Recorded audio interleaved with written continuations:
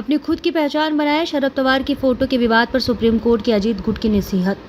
चुनाव से पहले महाराष्ट्र के उप मुख्यमंत्री अजित पवार को सुप्रीम कोर्ट ने झटका लगा है। सुप्रीम कोर्ट ने शरद पवार से मिली शिकायत पर सुनवाई करते हुए कहा कि अजित पवार अपनी खुद की पहचान बनाए और वोट हासिल करेंगे। कोर्ट ने कहा, चुनाव प्रचार में शरद पवार की तस्वीर का इस्तेमाल नहीं करेंगे।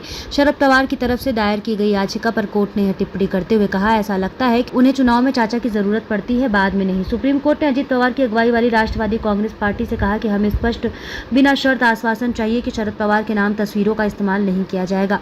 बारामती में अजित पवार ने दिया जवाब। सुप्रीम कोर्ट की तरफ शरद पवार की फोटो के इस्तेमाल पर कड़ी फटकार लगाए जाने के बाद अजित पवार की अगुवाई वाली राष्ट्रवादी कांग्रेस पार्टी ने अपने जवाब में कहा कि पार्टी में विभाजन के बाद उनके गुट ने शुरू में उनके चाचा शरद पवार के नाम और तस्वीरों का इस्तेमाल किया था, लेकिन बाद में शरद पवार की आपत्ति के बाद पार्टी ने राज्य के पहले मुख्यमंत्री यशवंतराव चव्हाण का नाम और तस्वीरें इस्तेमाल करना शुरू कर दिया।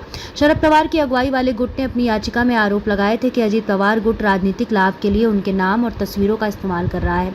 सुप्रीम कोर्ट की तरफ से जवाब मांगे जाने के बाद अजित पवार का यह बयान आया है।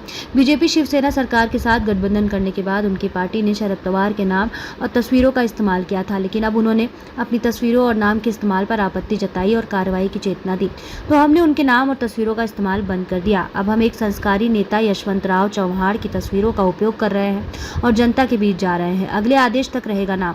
इससे पहले सुप्रीम कोर्ट ने निर्देश दिया था कि शरद पवार गुट के लिए पार्टी का नाम राष्ट्रवादी कांग्रेस पार्टी शरद चंद्र पवार आवंटित करने का निर्वाचन आयोग का 7 फरवरी का आदेश अगले आदेश तक जारी रहेगा। शरद पवार की याचिका पर जस्टिस सूर्यकांत और जस्टिस केवी विश्वनाथन की पीठ ने अजित पवार गुट से शरद पवार की याचिका पर शनिवार तक अपना जवाब दाखिल करने को कहा और मामले की अगली सुनवाई के लिए 19 मार्च की तारीख निर्धारित की गई।